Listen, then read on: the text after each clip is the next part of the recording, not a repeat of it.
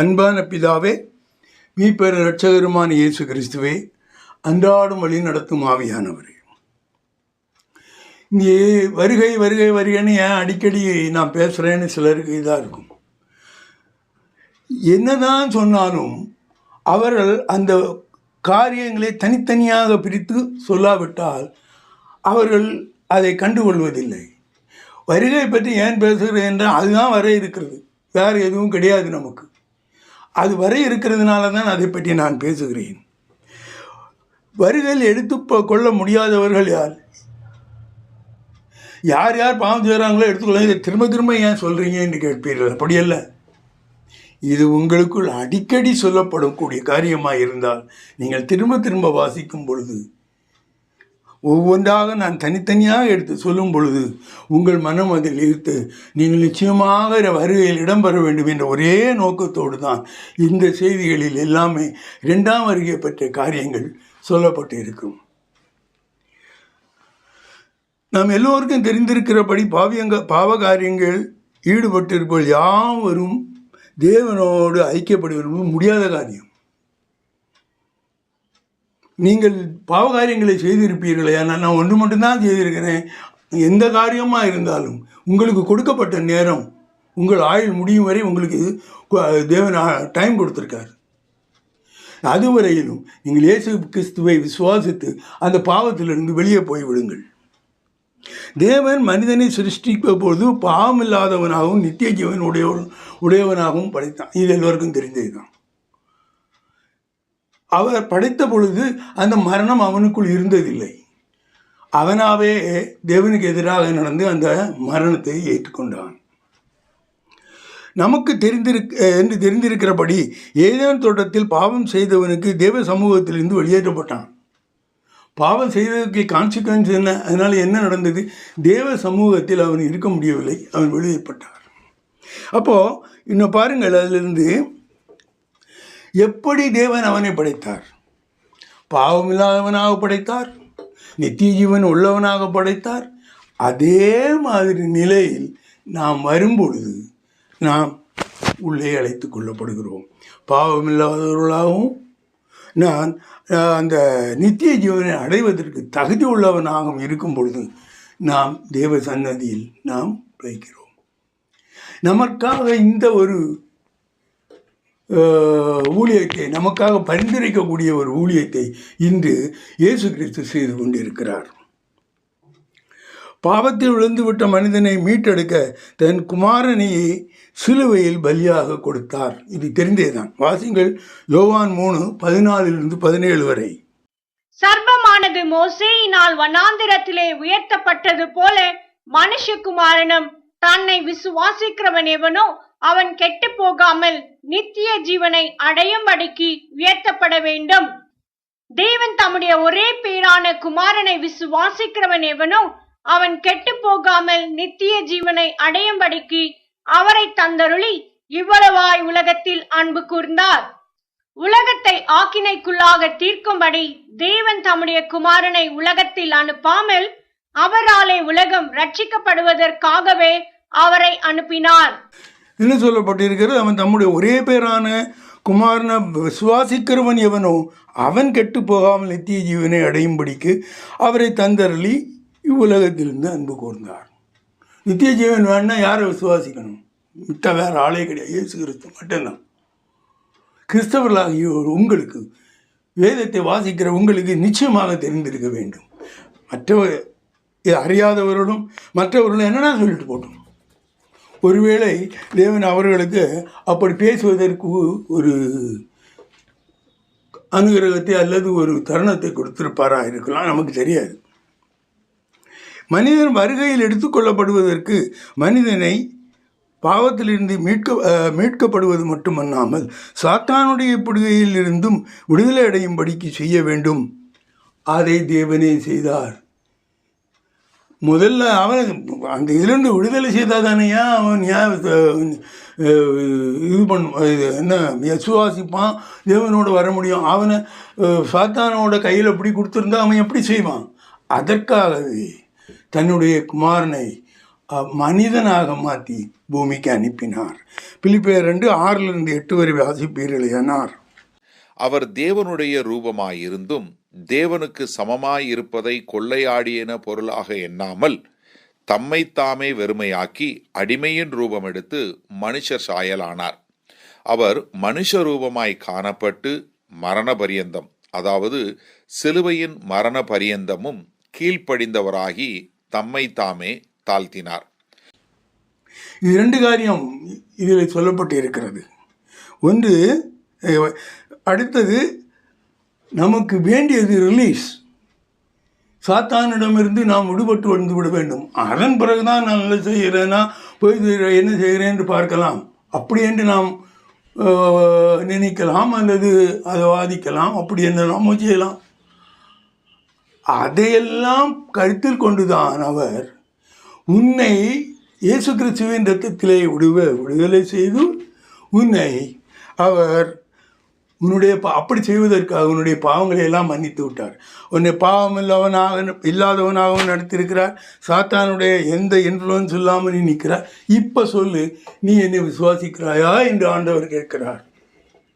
அதற்கு நீ என்ன பதில் சொல்ல போகிறாய்? நான் பழையபடியும் பாவம் செய்து அவன் கையிலே பிடிச்சேன், அவனுக்கு அடிமையாக இருந்து கொள். எகிப்து ராஜ்யத்தில் இதைத்தான் சொன்னார்கள். வழியிலே கஷ்டங்கள் இருந்தபோது என்ன விடுங்கயா, நாங்கள் திரும்பி எகிப்துக்கே போயிடுறோம். அந்த மாதிரி சொல்ல போகிறீர்களா? இனி தன் மகனை நமக்கு கொடுத்தார் என்று பார்த்தோம். நம்மை விடுதலை செய்து விட்டார் என்பதை எபிரேயர் 2:14-15 வாய்த்தபோது நம்ம அறிந்தோம். இன்னொருத்தோடைய வாசியுங்கள், எபிரேயர் 2:14-15. இந்த வசனத்தை அடிக்கடி நான் சொல்வது காரணம், ஒவ்வொருவரும் நினைக்க வேண்டும், நீங்கள் எந்தவித சாத்தானுடைய இன்ஃப்ளூயன்ஸ் இல்லாதவராக தேவன் உங்களை மாற்றிவிட்டார். ஆதலால் பிள்ளைகள் மாம்சத்தையும் இரத்தத்தையும் உடையவர்களாயிருக்க அவரும் அவர்களைப் போல மாம்சத்தையும் இரத்தத்தையும் உடையவரானார். மரணத்துக்கு அதிகாரியாகிய பிசாசானவனை தமது மரணத்தினாலே அழிக்கும்படிக்கும் ஜீவ காலமெல்லாம் மரண பயத்தினாலே அடிமைத்தனத்திற்குள்ளானவர்கள் யாவரையும் விடுதலை பண்ணும்படிக்கும் அப்படியானார். இனி தேவன் உங்களை சாத்தானிலிருந்து விடுபட்டு தனியாக நடத்தி விட்டார். ஆனால் நீங்கள் எப்படி இருக்கிறீங்க? நீங்கள் இன்னும் அப்படி அவர் உங்களை அங்கே அனுப்பும்போது எந்த காரணத்துக்காக அனுப்பினாரோ அதே மாதிரி இருக்கிறீர்களா, அல்லது பழையபடியும் போய்விட்டீர்களா? பேதுரு என்ன சொல்லுகிறார் என்பதை 2 பேதுரு 2:20-22 வரை வாசியுங்கள். கர்த்தரும் இரட்சகருமாய் இருக்கிற இயேசு கிறிஸ்துவை அறிகிற அறிவினாலே உலகத்தின் அசுத்தங்களுக்கு தப்பினவர்கள் மறுபடியும் அவைகளில் சிக்கிக்கொண்டு ஜெயிக்கப்பட்டால் அவர்களுடைய பின்னிலைமை முன்னிலைமையிலும் கேடுள்ளதாயிருக்கும். அவர்கள் நீதியின் மார்க்கத்தை அறிந்த பின்பு தங்களுக்கு ஒப்புவிக்கப்பட்ட பரிசுத்த கற்பனையை விட்டு விலகுவதை பார்க்கிலும் அதை அறியாதிருந்தார்களானால் அவர்களுக்கு நலமாயிருக்கும். நாய் தான் கக்கினதை தின்னவும் கழுவப்பட்ட பன்றி சேற்றிலே புரளவும் திரும்பினது என்று சொல்லப்பட்ட மெய்யான பழமொழியின் படியே அவர்களுக்கு சம்பவித்தது. இது 2 உதாரணம் சொல்லுவார். நாய்க்கு ஒரு கெட்ட பழக்கம் உண்டு. அது தான் தின்றதை கக்கும், பிறகு தாக்கும். அப்படிப்பட்டவர்களாக இருக்கிறீர்களா நீங்கள்? அல்லது பன்றி அதை நீங்கள் சேற்றிலிருந்து எடுத்து நல்லா சோப் போட்டு, நல்லா ஹமாம் சோப்பெல்லாம் போட்டு கொஞ்சம் வாசனை வன்முடியாக கலத்தி அதை புது துணி வச்சு துடைத்து வந்தால் அங்கே எங்கேயாவது ஒரு அசுத்தமான இடத்தையோ அல்லது ஒரு சேர் நடந்துக்கிட்டே ஓடி போய் அங்கே உட்காந்து வராது, இங்கே எடுக்கவே முடியாது. அது ஒரு ஆட்டுக்குட்டி அப்படி செய்யாது. ஆட்டுக்குட்டி எங்கேயாவது அழுக்கு விழுந்து விடுமானால் மியா மியா என்று கத்தும், என்னை எடுத்துரு என்று சொல்லும். இதுதான் அந்த பிராணிகளுக்குள்ள, இந்த 3 பிராணிகளுக்குள்ள வித்தியாசம். அதை அவர் பேதுரு சொல்லு காண்பிக்கிறார். 2 பேதுரு 2:20-22 வரை வாசிப்பீர்களேயானால் இது உங்களுக்கு தெரியும். இனி இயேசு கிறிஸ்துவின் பலியின் மகத்துவத்தை பெற்றவர்கள் பெரும்பான்மையானவர்கள் கிறிஸ்து உட்பட எல்லோரையும் நீதிமான் இல்லை என்று நாம் நன்மை செய்கிறவன் ஒருவனும் இல்லை என்று பவுல் கிறிஸ்துவர்கள் உட்பட, கிறிஸ்துவை ஏற்றுக்கொண்டவர்கள் உட்பட ஒருவனுமே நன்மை செய்கிறவனும் இல்லை, நீதிமானும் இல்லை என்று பவுல் ஒரே அடி அடிக்கிறார். ஏன்னா உனக்கு தெரியாமலே நீ பாவம் செய்கிறாய். அந்த பாவத்தின் தன்மையை நீ உணராது இருக்கிறாய். அந்த பாவம் எப்படி உன்னை பிடிக்கிறது என்று. தண்ணி பார்த்தா நல்லா தான் இருக்கும், கடந்து போனால் பார்த்தா ஒரு 10 அட்டை பிடிச்சிருக்கும் காலில். அதே மாதிரி உன்னை அறியாமலே பாவம் உன்னை தொடர்ந்து வருகிறது. கோபம், காமம், பேராசை, ஐஸ்வர்யத்தின் மேலுள்ள மயக்கம், இந்த மாதிரிப்பட்ட அநேக காரியங்களினால் நீங்கள் பழையபடியும் பாவம் செய்வதாக மாறிவிடுகிறீர்கள். வாசியுங்கள் ரோமர் 3:9-18 வரை. ஆனாலும் என்ன, அவர்களை பார்க்கிலும் நாங்கள் விசேஷித்தவர்களா? எவ்வளவு விசேஷித்தவர்கள் அல்ல. யூதர் கிரேக்கர் யாவரும் பாவத்திற்குட்பட்டவர்கள் என்பதை முன்பு திருஷ்டாந்தப்படுத்தினோமே. அந்த படியே நீதிமான் ஒருவனாகிலும் இல்லை, உணர்வுள்ளவன் இல்லை, தேவனை தேடுகிறவன் இல்லை. எல்லாரும் வழி தப்பி ஏகமாய் கெட்டு போனார்கள். நன்மை செய்கிறவன் இல்லை, ஒருவனாகிலும் இல்லை. அவர்கள் தொண்டை திறக்கப்பட்ட பிரேத குழி. தங்கள் நாவுகளால் வஞ்சனை செய்கிறார்கள். அவர்களுடைய உதடுகளின் கீழே பாம்பின் விஷம் இருக்கிறது. அவர்கள் வாய் சபிப்பினாலும் கசப்பினாலும் நிறைந்திருக்கிறது. அவர்கள் கால்கள் ரத்தம் சிந்துகிறதற்கு தீவிரிக்கிறது. நாசமும் நிர்பந்தமும் அவர்கள் வழிகளில் இருக்கிறது. சமாதான வழியை அவர்கள் அறியாதிருக்கிறார்கள். அவர்கள் கண்களுக்கு முன்பாக தெய்வ பயமில்லை என்று எழுதியிருக்கிறதே. இதில் நாம் ஒன்றும் சொல்வதற்கில்லை. கிட்டத்தட்ட இது சொல்ல இருக்கப்படி தான் மனிதர்கள் இருக்கிறார்கள். இதில் கிறிஸ்தவர்களும் அடக்கம். அடுத்ததாக சத்தியத்தை அநியாயங்களினால் அடைக்கிற மனுஷர்கள் தேவ சன்னதிக்குள் பிரவேசிப்பதற்கு முடியாத காரியம் என்னவென்றால், இயேசு கிறிஸ்துவினால் விடுதலையாக்கப்பட்ட நிலையில் இல்லாமல் தேவனை மறுதலித்து உலகப்பிரகாரமான பாவங்களினால் நீங்கள் ஈடுபடுவதனால் இப்படியாகிறது. தேவன் இயேசு கிறிஸ்து மரித்து உங்களை இயேசு கிறிஸ்துவனுடைய அந்த பலியினால் உங்களை காப்பாற்றி கொண்டு இங்கே நடத்தி விட்டார். நீங்கள் சுற்றி பார்க்குறீர்கள்.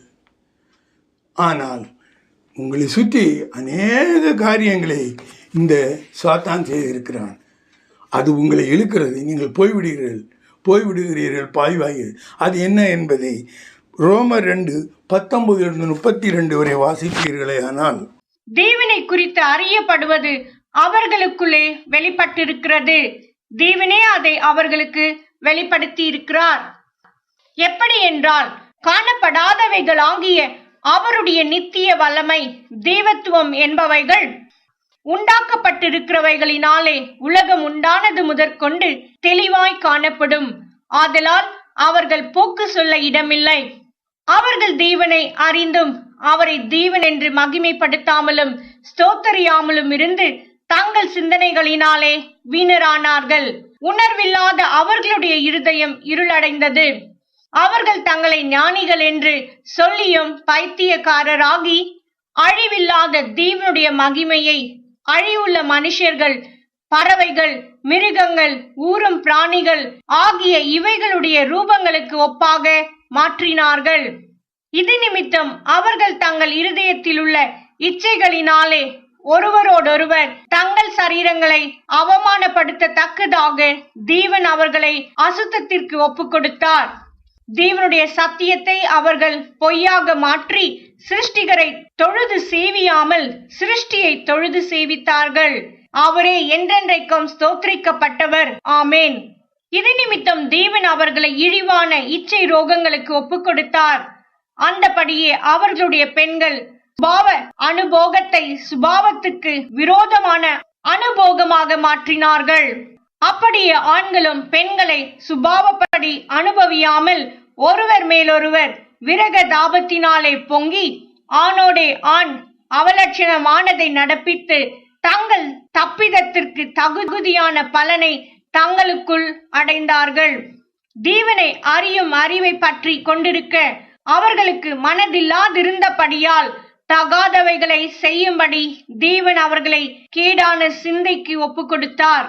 அவர்கள் சகலவித அநியாயத்தினாலும் வேசித்தனத்தினாலும் துரோகத்தினாலும் பொருளாசையினாலும் குரோதத்தினாலும் நிறையப்பட்டு பொறாமையினாலும் கொலையினாலும் வாக்குவாதத்தினாலும் வஞ்சகத்தினாலும் வன்மத்தினாலும் நிறைந்தவர்களுமாய் புறங்கூறுகிறவர்களுமாய் அவதூறு பண்ணுகிறவர்களுமாய் தேவ பகஞ்சருமாய் துராக்கிரதம் பண்ணுகிறவர்களுமாய் அகந்தையுள்ளவர்களுமாய் வீம்புக்காரருமாய் பொல்லாதவைகளை யோசித்து பிணைகிறவர்களுமாய் பெற்றாருக்கு கீழ்ப்படியாதவர்களுமாய் உணர்வில்லாதவர்களுமாய் உடன்படிக்கைகளை மீறுகிறவர்களுமாய் சுபாவ அன்பில்லாதவர்களுமாய் இணங்காதவர்களுமாய் இரக்கமில்லாதவர்களுமாய் இருக்கிறார்கள்.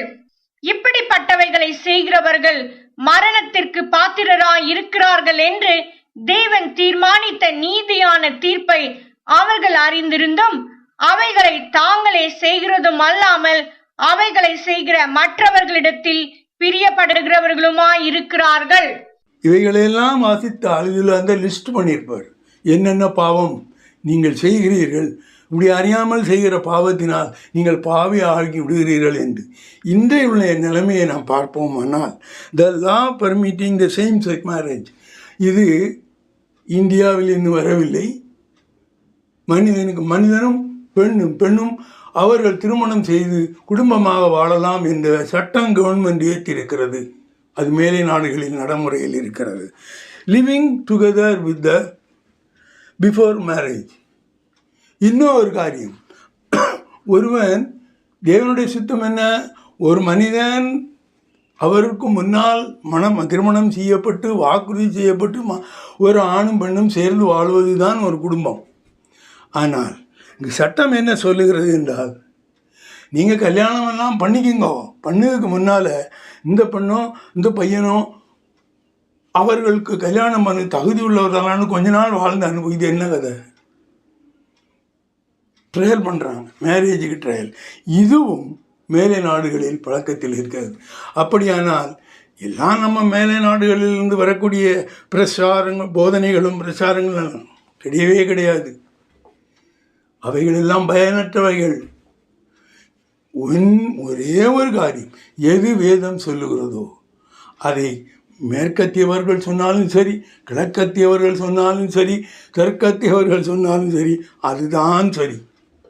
நீங்கள் அந்த போதனையை, வேதத்தின் மேலுள்ள போதனையை விட்டு மற்றவர்களுக்கு நீங்கள் இடம் கொடுப்பீர்களே. ஆனால் பவுல் இது பெரிய வசனமாக இருந்தாலும் நான் உங்களுக்கு வாசித்து காண்பிக்க வேண்டும் என்ற ஒரு நோக்கத்தோடு வாசித்து பார்த்துக் கொள்ளுங்கள். ரோமர் 2 இதனால் நீங்கள் அடிமைப்பட்டு போகிறீர்கள்.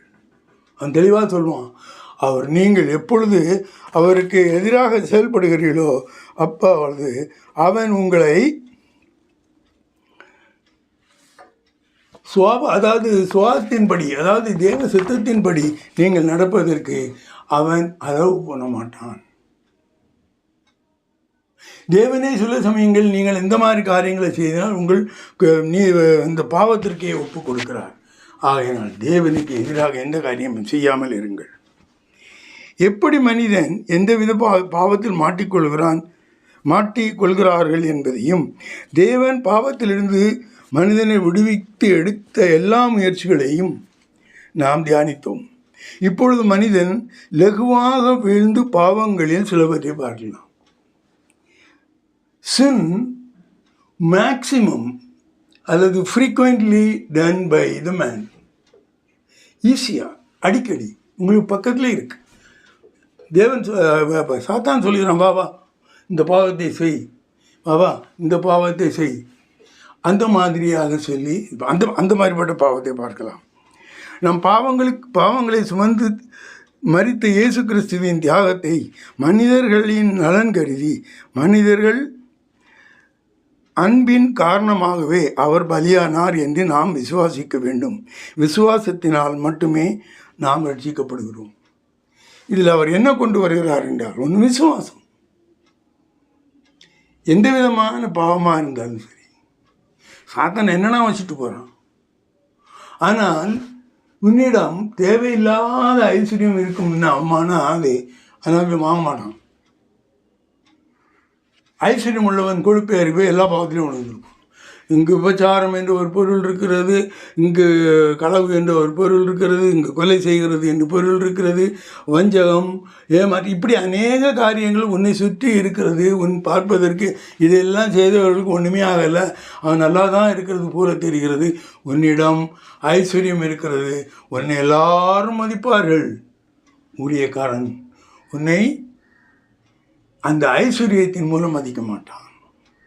அந்த ஐஸ்வர்யம் உங்களை எடுத்து இழுத்து கொண்டு போய் அங்கு எங்கேயாவது விட்டுவிடும். வாசியுங்கள் எபேசியர் 2:3-10. அவர்களுக்குள்ளே நாம் எல்லாரும் முற்காலத்திலே நமது மாம்ச இச்சையின் படியே நடந்து நமது மாம்சமும் மனசும் விரும்பினவைகளை செய்து சுபாவத்தினாலே மற்றவர்களைப் போல கோபாக்கினையின் பிள்ளைகளாயிருந்தோம். தேவனோ இரக்கத்தில் ஐஸ்வர்யமுள்ளவராய் நம்மில் அன்பு கூர்ந்த தம்முடைய மிகுந்த அன்பினாலே அக்கிரமங்களில் மரித்தவர்களாய் இருந்த நம்மை கிறிஸ்துவுடனே கூட உயிர்ப்பித்தார். கிருபையினாலே ரட்சிக்கப்பட்டீர்கள். கிறிஸ்து இயேசுவுக்குள் அவர் நம்மிடத்தில் வைத்த தயவினாலே நம்முடைய கிருபையின் மகா மேன்மையான ஐஸ்வர்யத்தை வருங்காலங்களில் விளங்க செய்வதற்காக கிறிஸ்து இயேசுவுக்குள் நம்மை அவரோடே கூட எழுப்பி உன்னதங்களிலே அவரோடே கூட உட்காரவும் செய்தார். கிருபையினாலே விசுவாசத்தை கொண்டு ரட்சிக்கப்பட்டீர்கள். இது உங்களால் உண்டானதல்ல, இது தேவனுடைய ஈவு. ஒருவரும் பெருமை பாராட்டாதபடிக்கு இது கிரியைகளினால் உண்டானதல்ல. ஏனெனில் நற்கிரியைகளை செய்கிறதற்கு நாம் கிறிஸ்து இயேசுவுக்குள் சிருஷ்டிக்கப்பட்டு தேவனுடைய செய்கையாயிருக்கிறோம். அவைகளில் நாம் நடக்கும்படி அவர் முன்னதாக அவைகளை ஆயத்தம் பண்ணியிருக்கிறார். நற்கிரியைகளை செய்வதற்காக நாம் நீதிமான்களாக்கப்பட்டிருக்கோம். நீதிமான்களாக்கப்பட்ட பிறகு அவன் நீதிமான்கள் செய்யக்கூடிய காரியத்தை தான் செய்ய வேண்டும் என்று அறிந்திருந்தும் அதை செய்யாதிருப்பானால் அவனுக்கு அந்த கிரியைகளினால், அந்த தேவன் கொடுத்த அந்த கிருபையினால் என்ன பிரயோஜனம்? அவன் ஒரு பட்டமரமாக இருப்பான். அவனுக்குள் உயிரோட்டம் இருக்காது. இயேசு கிறிஸ்து என்ற உயிரோட்டம் அங்கு இல்லாமல் அவன் வெறும் பட்டமரமாக நிற்பான். பட்டமரத்தை எது வேண்டுமானாலும், எந்த பூச்சி வேண்டுமானாலும் ஒட்டிக்கொள்ளலாம். அப்படிப்பட்ட ஒரு மனிதனாக நிற்கக்கூடாது. இனி கிறிஸ்துவை விசுவாசியாதவர்கள் நரகத்தில் தள்ளப்படுவார்கள். இதை இந்த சமயத்தில் உங்களுக்கு ஞாபகப்படுத்த விரும்புகிறேன். யோவான் 3:18. அவரை விசுவாசிக்கிறவன் ஆக்கினைக்குள்ளாக தீர்க்கப்படான். விசுவாசியாதவனோ தேவனுடைய ஒரே பேரான குமாரனுடைய நாமத்தில் விசுவாசமுள்ளவனாயிராதபடியினால் அவன் ஆக்கினை தீர்ப்புக்குட்பட்டாயிற்று. இது தேவனுடைய சித்தம். ஒருவன் அவரை விசுவாசிப்பவனாக இருந்தால் அதெல்லாம் எங்களுக்கு தெரியல. நான் பாதாத்தையும் பார்க்கல, நரகத்தையும் பார்க்கல. நான் செத்தப்புறம் அங்கே போவேனா, என் ஆத்மா அங்கே போகுமான்னு எனக்கெல்லாம் அதெல்லாம் தெரியாது. அதுமேல் நம்பிக்கை பண்ண மாட்டேன். ரொம்ப அடித்து சொல்லுவாங்க. சர்ச்சுக்குள்ளே இருந்தே சொல்லுவார்கள்.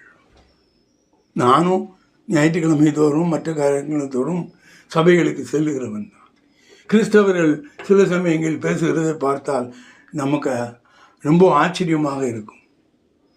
கிறிஸ்து மரித்தது வீண், அவர் ரத்தம் சிந்திருக்கவே கூடாது என்று நமக்கு எண்ண தோன்றும். எனவே அடுத்ததாக எப்படி தேவனை பற்றிய விசுவாசம் தேவனுக்கு அருவருப்பான காரியங்களை உங்களுக்கு செய்ய விடாதது போல விபச்சாரம் மற்ற பாவங்கள், இந்த பாவங்கள் ஒரு ஆத்துமாவை பாதிப்பதோ மட்டுமல்லாமல் மற்றொரு ஆத்துமாக்களையும் கூட அவைகள் பாதிக்கும். இந்த விபச்சாரத்தை பற்றி சொல்லியிருக்கு. விபச்சாரம் எல்லா இடமும் அவைலபிள். விபச்சாரத்துக்கென்றே ஒரு தெருவே இருக்கிறது. பாம்பேலாம் போனால் விபச்சாரம் நீங்கள் எல்லாரும் பார்க்கும்படியாக ஓப்பனாக செய்யலாம். அந்த விபச்சாரத்தை செய்யக்கூடிய பெண்களுக்கு எந்த அளவுக்கும் தேவனுக்கும் சம்பந்தமே இல்லை. அதை தேவனே சொல்லி இயேசுவினுடைய அந்த ஸ்திரீ விபச்சாரத்தில் கண்டுபிடிக்கப்பட்ட ஸ்திரீயனுடைய அந்த ஓமையிலிருந்தே தெரியும். அவளோடு சம்பந்தப்பட்டவர்களும் அதே மாதிரியான பாருங்கள், விபச்சாரம் எந்த ஒரு பாவமும் ஒரு மனிதனுக்கு வெளியே இருந்து அவனை பாவம் செய்ய சொல்லுகிறது. அவனுடைய ஆத்மா மட்டுமே அதில் கலந்து போகிறது. விபச்சாரம் 2 ஆத்மாக்களையும் நாசமடைய செய்யும். வாசியங்கள் 1 கொரிந்தியர் 6:15-20. உங்கள் சரீரங்கள் கிறிஸ்துவின் அவயங்கள் என்று அறியீர்களா? அப்படி இருக்க நான் கிறிஸ்துவின் அவயங்களை வேசியின் அவயங்களாக்கலாமா? அப்படி செய்யலாகாதே.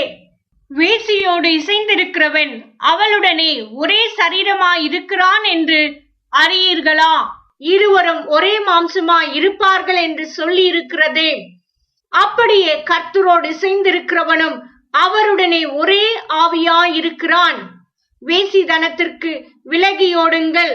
மனுஷன் செய்கிற எந்த பாவமும் சரீரத்துக்கு புறம்பாய் இருக்கும். வேசித்தனம் செய்கிறவனோ தன் சுய சரீரத்திற்கு விரோதமாய் பாவம் செய்கிறான். உங்கள் சரீரமானது நீங்கள் தேவனாலே பெற்றும் உங்களில் தங்கியும் இருக்கிற பரிசுத்த ஆவியினுடைய ஆலயமாய் இருக்கிறதென்றும் நீங்கள் உங்களுடையவர்கள் அல்லவென்றும் அறியீர்களா? கிரயத்துக்கு கொல்லப்பட்டீர்களே, ஆகியால் தேவனுக்கு உடையவர்களாகிய உங்கள் சரீரத்தினாலும் உங்கள் ஆவியினாலும் தேவனை மகிமைப்படுத்துங்கள்.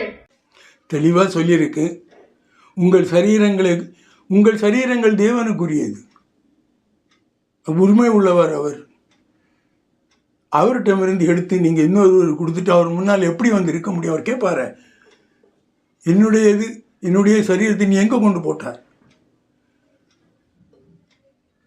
உன் ஆத்மா குடியிருப்பதற்காக நான் கொடுத்த அந்த ஒரு வீட்டை நீ யாருக்கு தானம் பண்ணான்னு கேட்பார். நீங்கள் பதில் சொல்லி ஆக வேண்டும். இந்த செய்திகளிலே நான் சொல்லக்கூடிய தயவு செய்து யோசித்து பாருங்கள். ஒரு செய்தி நான் தொடுத்துக்கோ, எனக்கு நீங்கள் செய்ய வேண்டும் என்ற ஆசையை தவிர செய்வீர்களா என்பதை பற்றி நான் அதிகம் யோசிப்பதில்லை. தேவனுக்கே சொல்லிவிடுவோம், ஆண்டவரே நான் சொல்லிவிட்டேன். இதெல்லாம் உங்களுக்கு செய்யக்கூடிய ஒரு காரியம், நீங்கள் செய்ய வேண்டியக்கூடிய காரியம், உங்களுக்கு அனுகூலம் கிடைக்கக்கூடிய காரியங்கள். ஒருவரும் எந்த காரணத்தை கொண்டும் வேசித்தனமோ உபச்சாரமோ பண்ணக்கூடாது. இனி நாம் கிறிஸ்தவர்கள் உலக இச்சைகளுக்கு ஆசைப்பட்டு பின்மாறி போகிறவர்கள் விக்கிரக ஆராதனை செய்கிறார்கள். அந்த விக்கிரக ஆராதனை செய்கிறவர்கள் ஒன்று தெரிந்திருக்க வேண்டும். நாம் எல்லாம் யாருக்காக ஒப்பு கொடுக்கப்பட்டவர்கள்? நாம் கிறிஸ்துவாக்கு ஒப்பு கொடுக்கப்பட்ட கன்னியர்கள். நான் யாரை நோக்கி போகிறேன்? நான் அங்கு விக்கிரகத்தில் வைக்கப்பட்டிருக்கிற அந்த விக்கிரகத்தை நோக்கி என்னை கொண்டு அங்கு ஒப்பு கொடுக்கிறேன் என்றால் நான் விபச்சாரம் செய்யவில்லையா? என்னுடைய நேசராக இயேசு கிறிஸ்துவுக்கு எதிராக நாம் விபச்சாரம் செய்து இன்னொரு விக்கிரகத்தை வணங்கவில்லையா? ஆகையால் தான் அந்த விபச்சாரம் நான் சொல்ல வேண்டிய தேவை ஏற்பட்டதே இதனால்தான். விபச்சாரம் ஒரு காரியத்தை மட்டும் இல்லாமல் அது ஒரு சமுதாயத்தையே அழித்துவிடும். ஆகையினால் இந்த பாவங்களுக்கு உங்களை விலகி இருங்கள். யாத்ராகமம் 20:2-7 வரை வாசிப்பீர்களேயானால் இது கொடுக்கப்பட்டு இருக்கும். உன்னை அடிமைதான வீடாகிய எகிப்து தேசத்திலிருந்து புறப்பட பண்ணின உன் தேவனாகிய கர்த்தர் நானே. என்னை அன்றி உனக்கு வேறே தேவர்கள் உண்டாயிருக்க வேண்டாம். மேலே வானத்திலும் கீழே பூமியிலும் பூமியின் கீழ் தண்ணீரிலும் உண்டாயிருக்கிறவைகளுக்கு ஒப்பான ஒரு சொரூபத்தை யாகிலும் யாதொரு விக்கிரகத்தை யாகிலும் நீ உனக்கு உண்டாக்க வேண்டாம். நீ அவைகளை நமஸ்கரிக்கவும் சேவிக்கவும் வேண்டாம். உன் தேவனாகிய கர்த்தராயிருக்கிற நான் எரிச்சலுள்ள தேவனாயிருந்து என்னை பகைக்கிறவர்களை குறித்து பிதாக்களுடைய அக்கிரமத்தை பிள்ளைகளிடத்தில் 3ஆம் 4ஆம் தலைமுறை மட்டும் விசாரிக்கிறவராயிருக்கிறேன். என்னிடத்தில் அன்பு கூர்ந்து என் கற்பனைகளை கை கொள்ளுகிறவர்களுக்கோ 1000 தலைமுறை மட்டும் இரக்கம் செய்கிறவராயிருக்கிறேன். உன் தேவனாகிய கர்த்தருடைய நாமத்தை வீணிலே வழங்காதிருப்பாயாக. கர்த்தர் தம்முடைய நாமத்தை வீணிலே வழங்குகிறவனை தண்டியாமல் விடார். அன்பான பிதாவே, மெய்ப்பெரு இரட்சகருமான இயேசு கிறிஸ்துவே, மனிதர்கள் எல்லா வாழும் இந்த உலகத்திலே சுற்றிலும் பாவத்துக்குரிய காரியங்கள் நம்மை சுற்றி கொண்டே இருக்கின்றன. கர்ச்சிக்கும் சிங்கம் போல் அவன் எப்படி எப்படி மனிதர்களை எல்லாம் வஞ்சிக்கலாம் என்று அவன் சுற்றித் தருகிறான். அங்கு நீர் சொல்லியிருக்கிறீர், விசுவாசத்தோடு அவனை எதிர்த்து நில்லுங்கள், அவன் ஓடி விடுவான் என்று. ஒவ்வொருவரும் இதை செய்ய வேண்டும். உங்கள் பாவங்களிலே நீங்களே போய் மாட்டிக்கொள்ளக்கூடாது. உங்கள் பாவங்கள் எப்படிப்பட்டவைகள், உங்கள் பாவங்கள் எந்த மாதிரியானவைகள், அது என் பாவம் எது தெரியாதே என்று சொல்ல முடியாத அளவிற்கு நான் அவைகளை லிஸ்ட்டு போட்டதையும் உங்களுக்கு சொல்லியிருக்கிறேன். ஃப்ரீக்வெண்ட்டாக நீங்கள் செய்யக்கூடிய பாவங்கள் எவைகள், அதிகமானவர்கள் செய்யக்கூடிய பாவங்கள் எது, அறியாமையினாலே விக்கிரக ஆராதனையில் போய் நீங்கள் தேவனிடம் போய் உபச்சாரம் செய்தவர்களாக மாட்டிக்கொள்ளக்கூடாது. இவையெல்லாம் நாங்கள் செய்யாதபடிக்கு ஆண்டவரே எங்களை காப்பாற்றும். நீ செய்ய போவதற்காக கோடான கோடி நன்றி. ஆமீன்.